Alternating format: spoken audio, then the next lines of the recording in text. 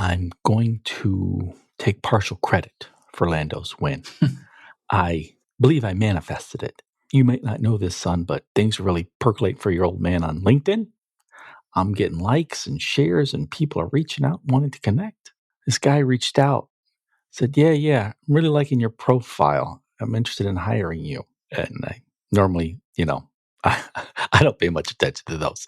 But guy took the time to see I'm into F1. He says, oh, you're into F1. And we actually got chatting because I was curious because he hates Max.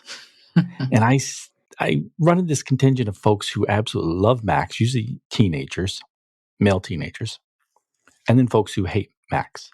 He hated Max. I was picking his brain, but he really likes Lando. I was like, hey, it's coming. It's coming. A win is coming for Lando Norris. Trust me. Day later, he wins. 2 days later, he wins. So, partial credit, I say. All right, you ready to go, son? I am ready to go.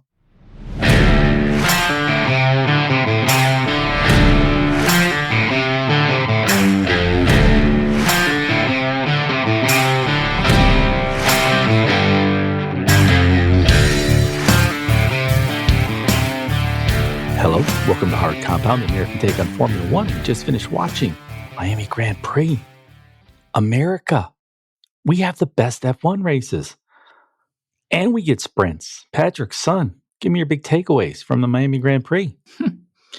Look, it's inevitable, people. The U.S. is taking over F1 and doing a damn good job of it. You can pout all you want. It is not going to change the fact that this has been the best weekend in Formula One in 2024. Vegas may have been pretty close to the best weekend in 2023, and I fully expect that it will be even better this year. COTA is one of the best circuits on the calendar. You can hate all you want, but F1 is going to stay in America, and it's only going to grow. It's going to keep getting better. If more races are added, they're going to be just as good or better. It's going to continue to happen. Preach. Now, that Lando win, it seemed like it was, but it just seemed like, because I was one of just about everybody watching, like, come on, you can do this, you can do this. But it was like so long, it was like 20 laps, and there was that moment when Albon locked up, I'm like, oh no, because I immediately thought, oh no, they might call it, virtual safety car or something. Like, no, don't. And it was funny because I actually, at the time, missed it when Oscar, Lando's teammate, who was he battling there late? Was it Daniel? Was it Ricardo?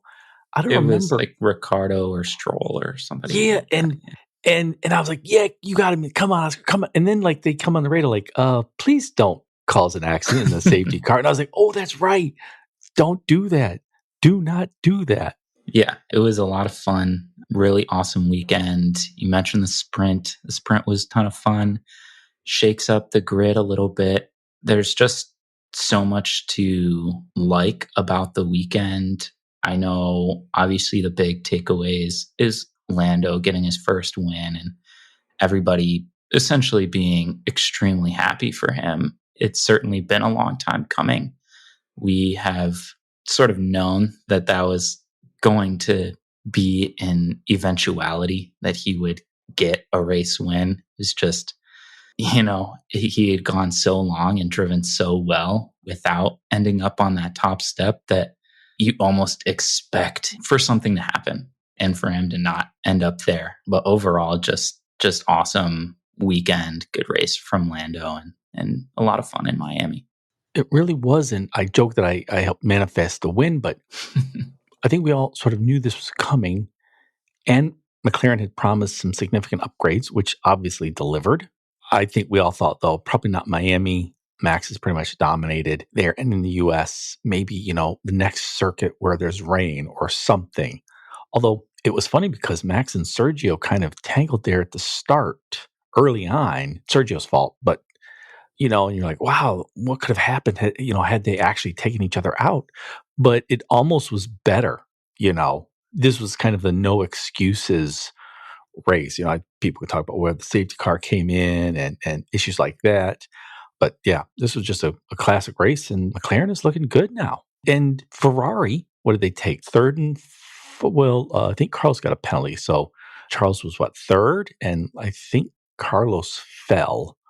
I don't remember where, like from fifth or eighth or something, but they look pretty good, and they're promising significant upgrades in Italy at Imola, and I think that's in 2 weeks. So this is fun. Yeah, definitely shaping up to be a good season from the first, 6 races so far. Going to Ferrari's home race in 2 weeks. That I think will be very exciting. Think Piastri got a little bit unfortunate when he was battling with Carlos there. So fell down the grid, couldn't quite make up the points because of his broken wing.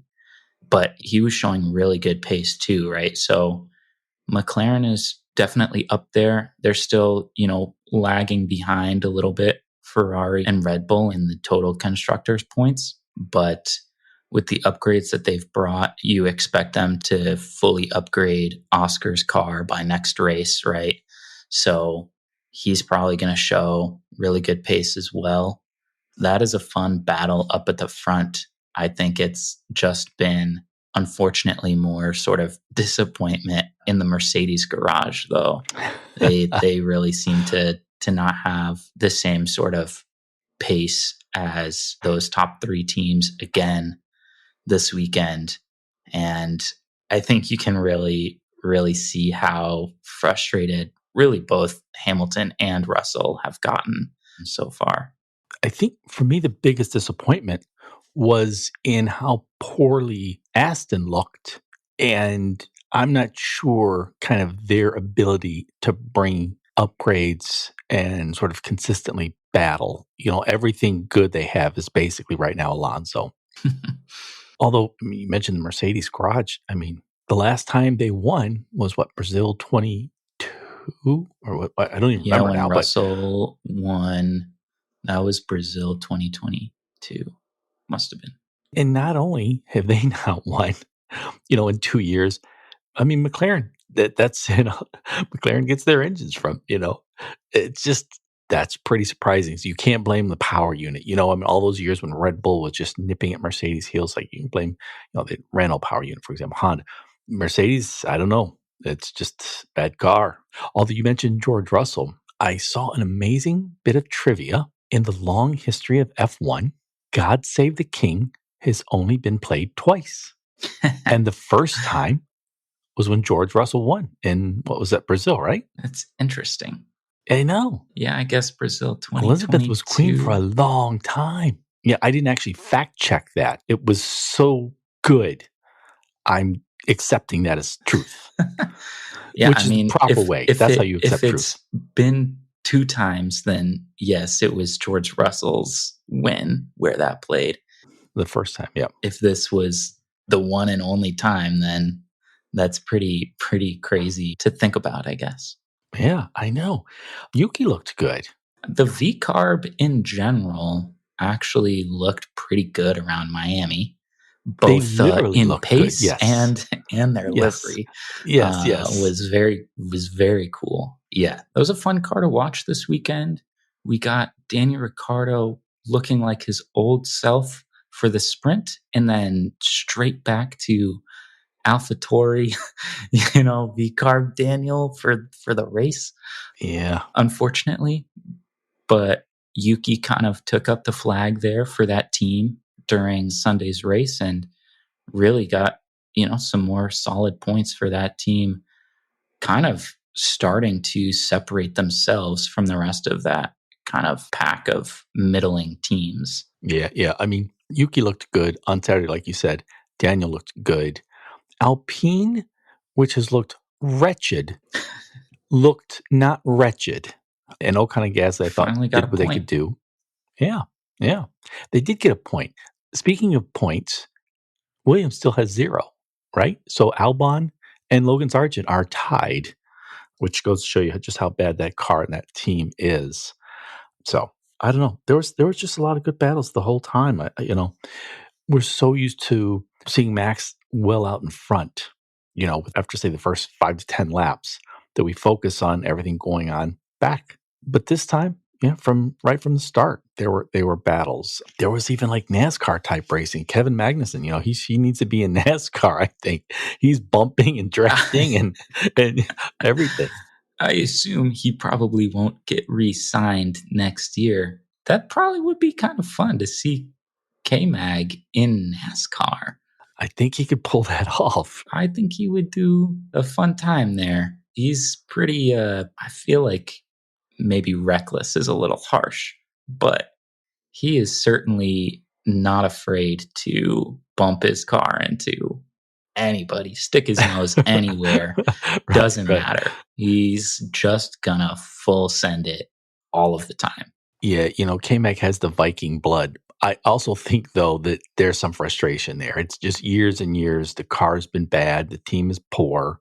Nico is better, Nico Hulkenberg. And so I just think there's just some frustration to go along with the fearlessness. Yeah. So maybe, who knows? I mean, he's wrecking cars. He's costing them team money. He's not really gaining any points. He's not really doing anything for them, I think, from a branding standpoint. Speaking of branding standpoints, V-Carb used to be kind of the sister team for Red Bull. You do well there, maybe you get promoted. I don't think Sergio's going anywhere, which means Max and Sergio's back next year. And if that's not the case, it's probably because it's Max and, let's say, Carlos Sainz. And so that means another year with Yuki stuck in that team. I don't know. I'm not sure he has any other options, though. Yeah, there was a time where we thought Yuki had enough time and just was not figuring it out, was not getting it done, and almost just assumed that he would no longer have a spot in F1.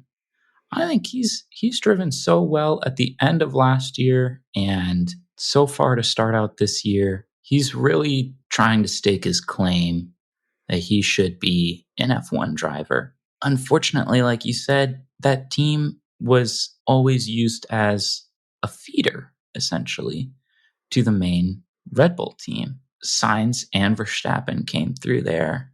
Gasly, Albon. There's a bunch of guys, actually, that drove for that team and then were moved into a seat in the Red Bull team. Obviously, a lot of these guys ended up either moving elsewhere or being demoted. But Gasly ended up back in AlphaTauri before it was V-Carb. And it got so bad for him that he had to jump ship, go to Alpine, which should have been a good move. But Alpine's just been so woeful that it really has not helped his career a whole lot. But I agree, there's really no obvious step for Yuki to make at this point. Unless something there's some crazy shift that goes on, something like a Stroll leaves F1, that leaves an open seat at Aston, right? Something like that happening could be a move for Yuki, but at this point, it's looking less and less like a step up and more just like a lateral move for him. So it's kind of a weird situation, I think, that he has found himself in. Yeah, because, we can complain all we want about Sergio Perez. I don't believe Yuki will do better at Red Bull than Sergio. So why would you, other than maybe to save a few $1 million, I guess that matters, but, I wouldn't risk that. If they get Carlos Sainz, Red Bull does, I would say, okay, that's a good bet. I would choose Carlos Sainz and bring him on over Sergio Perez. But for as well as Yuki's done, I'm with you. I'm not sure where else he has to go. So I think he'll be back at V-Carb next year. Well, actually, I just thought of this, right? Because it could be an interesting move. Alonso's only signed for an extra, 1 year, 2 years? Aston is Honda powered or will be Honda powered, supposedly. Could be interesting for Yuki to move to that team if and when a spot opens up. But that may take, a couple more years. And that's tough for a driver who I think has really developed over the last several years into a pretty consistent performer. So I think good for Yuki, but kind of a challenging situation in terms of what kind of contract he wants to sign. Yeah. How about your top 5 for Miami Grand Prix, Patrick? Top 5. I think there's, like you mentioned, a lot of fun drives, a lot of really good drives. Naturally, first-time race winner, showed great pace, and really kind of took it to Red Bull and Max. He was just faster. Lando Norris, driver of the day, I think, is no surprise there. Then I think that Yuki in that V-Carb did a really great job all weekend. Could have gotten extremely frustrated at how fast kind of Daniel Ricciardo was in the sprint qualifying and in the sprint, but sort of took it upon himself to really utilize and show the pace that he had as well on Sunday. Ended up with a really good drive and a really good points haul for that team. Yuki, number 2. Wow. I expected that. Then I have Leclerc. Was really good all weekend. Great qualifying sessions for both sprint and the full race. Solid races in both.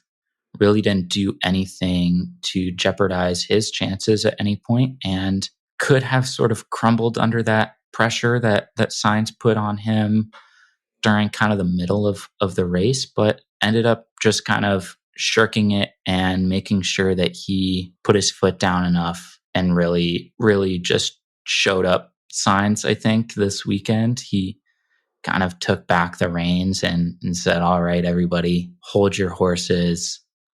We're not making a mistake for next year. I'm the best driver on this team. And I think he's really trying to prove that. And I think this weekend he did a good job of that. Like, personally, I think Leclerc and Hamilton are probably like the two guys who have seats next year that are currently under the most pressure. Side point. That's a good point. Leclerc looked good. Ferrari brought out the blue, not much blue on the car, but those jerseys. Powder blue had its day this weekend. And he looked sharp. Nice. But I bring it up because the team principal, Fred Vasseur, you can tell that man is not Italian. I mean, Italian men can pretty much look good in anything, and he looks good in nothing. I mean, they showed him celebrating, and he had that powder blue Ferrari shirt on. I'm like, dang, dude, that doesn't even look good on you. Nothing looks good on that man. No disrespect. He's great. I mean, he's really turned the team around. Anyway. All right. Number 4. Yeah, I need me one of those polos or the hats. Those were nice. They were sharp. Yeah. Very nice. Let's see. Yeah, 4. I got to give it up to Max again. He just really puts in a good shift every single week. Out races his teammate pretty much every single week. This week was no different. He actually had some, competition. And I think that Red Bull on those hard tires really just could not put it together as well as it normally does. And I think overall, Max really did a solid job. Had kind of one mistake through the whole weekend, but ended up pretty much extending his lead over everybody else. Yeah, I mean, the mental fortitude that it will take to beat Max Verstappen. I mean, this was probably his weakest race. And I'm not taking anything away from Lando, like with safety cars and so forth. But, Max was still fighting for the win. I mean, with about, say, 5 laps left, 5 laps remaining where you're like, okay, unless there's something like a safety car or some other issue, Lando's got this. But man, Max's worst week all year, he takes second. It's just going to be tough to ever beat him. Yeah, and P1 in the sprint too, right? So right. It's not like he's losing ground or anything. So yeah, once again, definitely an impressive showing. Then lastly, I'm going to put Nico Hülkenberg in my top 5 for this weekend. I think he showed again, he's very solid. He can show pace in that Haas, which is quite poor still, but he gets close to the points pretty much every race. or gets a few points every race, consistently better than his teammate, veteran Kevin Magnussen, and just looks comfortable. He looks like he deserves a seat in Formula One in one of the worst cars on one of the worst teams for the last decade, right? He just has been by far Haas's most consistent performer, I would say. And I think this weekend really was no different. Yeah, he's finally getting rewarded with that Sauber Audi supposedly long-term deal. Yeah. So your top 5 for Miami Grand Prix: Lando, Yuki at number 2, Charles Leclerc, Max Verstappen, and Nico Hulkenberg.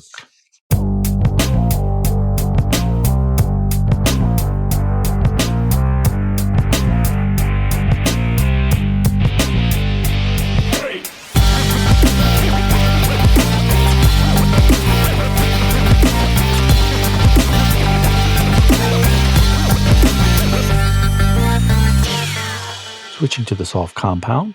So we talked about the great races in America. There's 3. Best race so far this year, Miami. Best race last year, Las Vegas. Coda, Austin, Texas. You said great track. That's always fun. But those European insiders, Patrick, they want our money. They want us to watch. They want us to buy the pricey F1 gear. But I'm not sure they want a real American team. I saw Mario Andretti actually sort of making the run through the U.S. Congress, talking to folks, and mostly it's for appearance sake. But Liberty Media is a U.S.-based corporation. They own F1. You get a few congressmen involved, a couple senators, they can, put a little pressure there. And we never know. I mean, I think the Andretti bid still has hope.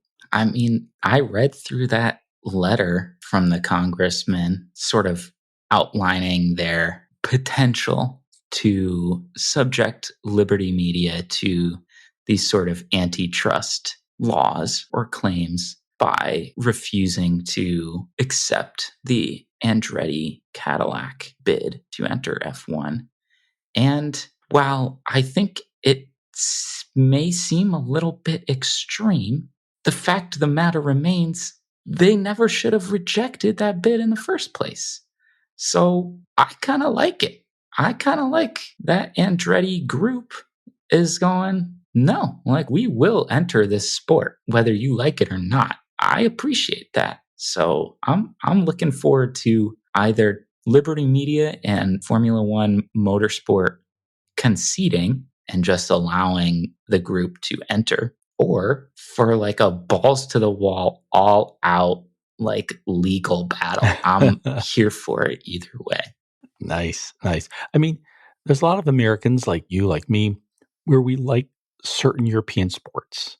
F1, you like soccer. We genuinely like them more than, let's say, American-based sports. And there's also that aspect of it where it's like, oh, we prefer European sports, so we can sneer a little bit at our American brethren, oh, you watching a baseball game, or, oh, you watching American football. No, I'm into F1 and soccer. But this is a case where it's like, look, Liberty Media bought F1. They've radically increased the value. They've radically increased the number of viewers and fans. The team should be very happy. And the moment a real legit American team, the Andretti GM bid, meets all the criteria, invests all the money, they're like, no, we don't want you. So to me, that totally gets my Americanness up. And not to mention the governing body, the FIA, approved their application to join Formula One. So what right does Formula One have, realistically, to reject that? That also was detailed in the letter that the congressman sent there's to a lot Liberty of Media. But a lot of old school European clubbiness where, a lot of money comes in and you never really know how it's being spent. And it's best not to ask questions. And it's like, look, once you sold out to a big American corporation, we play by the accountant's rules and the legislators and the bureaucrats' rules. Another big change, I think, and this one, I kind of think, again, it's deserved. It's the whole European clubbiness. It's Kimi, is it Kimi Antonelli? Yeah. The young Mercedes driver driving in F2. He already has earned his super license. He's 17 years old. So apparently teams, Mercedes, Williams, we're not exactly sure, are asking that he be given a special exemption to race in F1. because he's only 17, and you have to be 18 since Max came in. But it's like, he's 17 years old and has a super license because he's racing F2. There are 17-year veterans of NASCAR, 17-year veterans of IndyCar, where if they were asked to race in F1 and wanted to, it'd be like, oh, sorry, you got to spend 2, 3, 4 years tooling around Europe to get your super license. Yeah, not to mention Antonelli skipped F3, right? He went from F4, I think, straight into F2 and already has his super license. There's so much more weight placed on the Formula feeder series than any other professional motorsport series in the world, even if it's something that, I'm sorry, is far more challenging than F2, like IndyCar. No, you get fewer super license points racing in IndyCar than you do in F2. And there's no reason for that. It's not because it's a less challenging series. In fact, quite the opposite. Yeah, that's very frustrating to me. I think there needs to be kind of a restructure in how super license points are awarded, in particular to young drivers coming up through these feeder series, the Indy NXT, IndyCar series, all these different North American specific motorsporting series, I think need to have kind of better allocation of these super license points so that, if possible, if they want to, teams can sign these drivers as either reserve drivers, or if they want them to be their full-time drivers, they can. I don't understand why there's only like a small group of drivers that are being allowed into the sport. That's, very clubby, like you said. Now, speaking of bias, a bias I don't agree with or don't believe is taking place, but that one Mr. Fernando Alonso has alluded to at least twice, is that he is getting penalized for being Spanish. I'm not making this up. He is actually suggesting this. Yeah, I mean, he mentioned that when Hamilton, I think, took out like 3 people in the sprint, right? He said, right. Oh, well, he didn't get punished because he wasn't Spanish, which, yes, I agree. I don't think that is true. However, Alonso this season has gotten penalized for many things, or several things, that like really were dumb. Like, there was no reason for him to get punished for that. Yeah, a couple races ago we addressed this. Like, I think he was defending, and they're like, "Oh no, that your defense is too good. We can't have that." I'm like, "Come on." In Australia, right? When he was defending against Russell, and Russell just lost control, crashed, Alonso never touched him. He was ahead of him, in fact, the entire time. And they said, it's a 20-second penalty. What are you talking about? But regardless, I think there is certainly an inconsistency in the way punishments are handed out from race to race, from driver to driver, from incident to incident. There is no consistency. And I think that certainly is something that Formula One needs to address. And I think Alonso, maybe rather than just sort of believing or insisting that it's an anti-Spanish bias, I think should try to move in this direction, where like a more consistent direction, maybe have more clear rules or guidelines for how to award these penalties, things like that. I think a lot of kind of the language is a little bit vague, and stewards at each track have their own, way of awarding penalties. So it does vary pretty significantly in some cases. So I think the drivers, the fans, everybody wants to be on the same page. And I think Formula One really needs to improve that. Let's ask the stewards real quick. Lando suggests he could beat George in a fight. What do you think? Who you got? Oh, I definitely have Lando. I think almost every single person on the grid could probably beat George in a fight. George is totally the Bond villain, as we've said many times. But yeah, he's going to have like his henchmen. Yes. He's going to have that real portly Chinese guy with the hat, or throw him down and, in his little vat with the sharks. So, but in a fist fight, no. Have a little Lando take, George. Rumors suggesting that Toto Wolff is about to offer Max $125+ million to race for Mercedes. What do we think? Do you think this is a desperate move by Toto because he knows he just doesn't have the car? Do you think it's like, hey, Max is the future of F1 and we get the brand on this guy? Or do you just think it's like he's just trying to mess with Christian Horner and Red Bull because he's got nothing? I think maybe a lot of those things. I do almost see it as Toto being a little bit desperate. Max has kind of refuted this. Like, he has no interest in joining a team that's not winning. So I think it's also just sort of a ploy to mess with Red Bull and Christian Horner. Overall, I don't think there's a reasonable expectation to believe that will come to fruition. But it is very kind of interesting and fun thought experiment. I'm not sure. I think, yeah. At first, I thought it was, Toto Wolff's frustration over how the team has been performing. And he's just, how can I make a stab and just piss off Christian Horner and just get under his skin a little bit? But I don't know. I mean, George doesn't look like the guy. Lewis doesn't look like he's the guy, and he's leaving. Max looks like he's the guy. So I don't know. I think it could be. We'll see. Now, we've been done told you. We have, over the years, lamented Fernando Alonso being on the McLaren team when it was a Honda engine. And you think, oh, Fernando Alonso, McLaren, Honda. Wow, that's awesome. And it was like the worst thing in 20 years practically. Now his teammate in those days was Stoffel Van Dorn, who I think is just an amazing driver who's done well in FE and other races. It didn't quite get it done, but he was on the podcast. I don't listen to podcasts. And I was like, oh, Stoffel Van Dorn is on Beyond the Grid. So I'll listen to it. It was a good interview. So anyway, I recommend that. I recommend people listen to that. What else? I'm not sure if it was during the sprint or the race, but Pierre Gasly's parents were there. And I chuckled because, look, I know Pierre Gasly's French. I know he races for Alpine, the French team. His dad was the most French-looking dad I've ever seen. Let's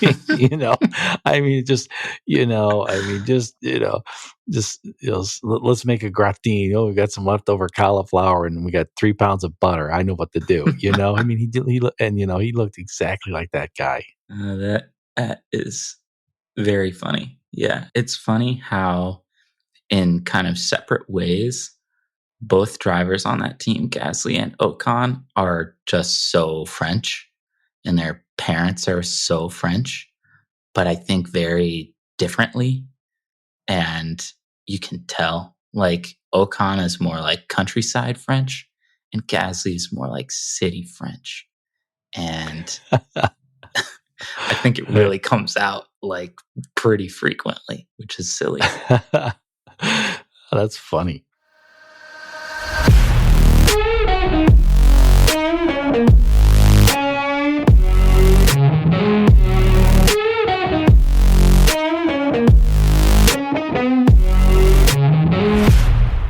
Across the line. That is our segment where we predict the top 5 for the next race. The next race is in 2 weeks back in Italy, in Imola. McLaren is promising still more upgrades. Ferrari is promising upgrades. Mercedes has been promising upgrades now for 2+ years, so I don't know if we can trust them anymore, but they're still in the mix. So across the line, we choose the top 5. Once we choose a driver, he's off the board. If he finishes in the top 5, we get 1 point. If we get him in the exact right spot, we get 3 points. Yay me for describing that correctly. Patrick, son, what are the current standings of Across the Line? Current standings after Miami's 6th race of the season, we have you sitting on 14 points to my 17. That's not bad.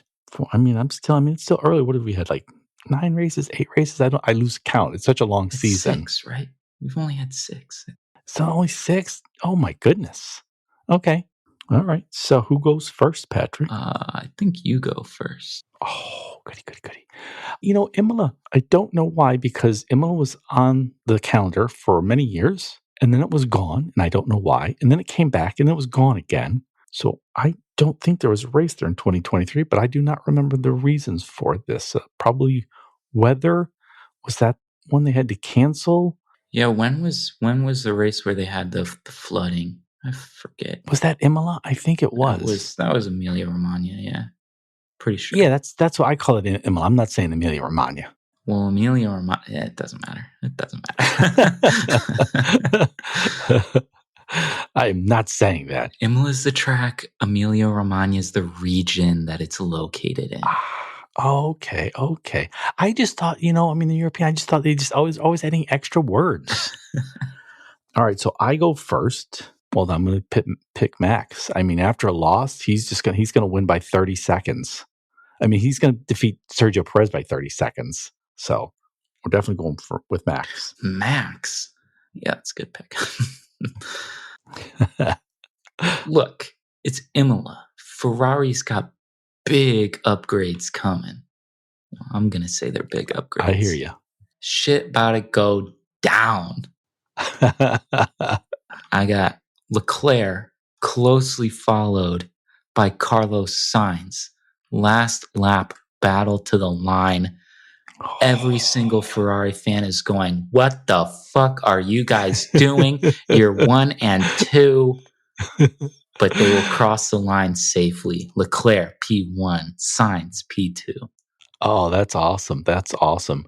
Who else has a Ferrari engine? Should I pick? Because we're in Italy. Let's see. Let's go Haas. Okay, so Haas. So no, I'm not doing that. All right. Well, then Sauber. Are they still using Ferrari power? I don't. Stake. What the fuck are they called? I know. Kick. I know both of those are stupid. So dumb. I know. All right. Well, I'm just going to go Sergio then. Red Bull. And number 3, he's not Italian, but he's Spanish, and it sounds the same to me. So I'm going to go Fernando Alonso. Nice. Let's see. I got 2 Ferraris. After a win in Miami, I have to imagine that McLaren's going to come back just as strong. I will take race winner getting on the podium again, Lando Norris, maybe followed closely by good friend and Bond villain, George Russell. Ooh, that's who I was going to take. Okay, darn it. All right, so for my 5th, you took George. I'm going to take Lewis. And let's see, we've got Red Bull. You've got Ferrari. You and I each have, let's see, Mercedes. You've got one from McLaren. I'll do a wild card, and I'm going to take Nico Hülkenberg. Oh, all right. Ferrari power. Yeah. There you go. I know. I couldn't help myself, I guess. All right, fine. Then can't take Oscar. I got to go crazy. Who is crazy? Maybe Bottas. We'll go with Yuki because he's been so solid this year. He has been solid this year. Although that makes me think, so now that Lando has won, let's see, teams at the top. Red Bull, Max and Sergio, both F1 winners. Who's in second? It's Ferrari, Charles and Carlos, both won. Mm-hmm. And third is McLaren. McLaren is in third, right? By a lot. So now we have just Lando. In fourth, Mercedes, George and Lewis have won. Who is fifth? Aston? Probably Aston, yeah. Probably Aston. Alonso's won. Stroll will never win. Alpine, Gasly has won. And Ocon has won, correct? Yep. And V-Carb. Ricardo. Yuki has not won, but Daniel has. Let's see. Stake, Sauber, Bottas has won. Show will never win. Williams, Albon has not won. Oh, barely. Correct? I don't think Albon has ever won. In fact, nobody in the 21st century should have won, but Hamilton torpedoed him. Oh, yes. And that was the start of everything going downhill for Alex Albon at Red Bull. Yes, I remember that now. Oh, that was tough. Yes, Albon should be a winner, but he's not. And Logan Sargent will never win. Who have I forgotten? Oh, Nico. Nico could win. I mean, he's healthy. He's solid. Once he's with Audi, K-Mag will never win. Okay. Interesting.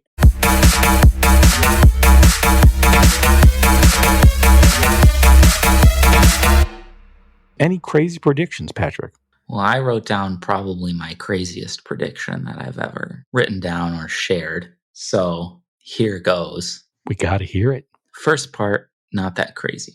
By the end of the season, Logan Sargent, unfortunately, will no longer have a seat in Formula One. Now leaves one seat open at Williams. Mercedes is going to struggle mightily to find a driver to fill Hamilton's empty seat. They will eventually sign Albon to a long-term deal. 2 open seats at Williams. So these 2 seats will be filled by Mercedes' young driver, Kimi Antonelli, and former Williams Academy and Development driver, current Indy NXT driver, Jamie Chadwick.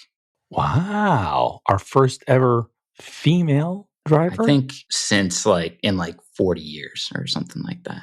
Okay. Wow.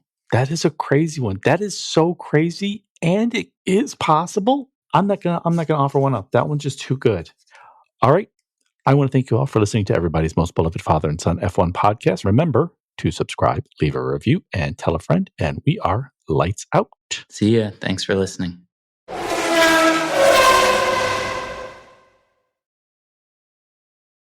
Good show, son. I enjoyed that show. My crazy prediction from last episode was P. Diddy was going to hang out at the grid in Miami and get arrested. He did not. Trump showed up on the grid. And I was like, oh, what if they arrested Trump on the grid? Not that I'm supporting this. I'm just saying it would have been the most awesome thing ever just to watch. That also did not happen. But, that's life. That's life. You just finished listening to Hard Compound, recorded in Ann Arbor, Michigan, and around the world.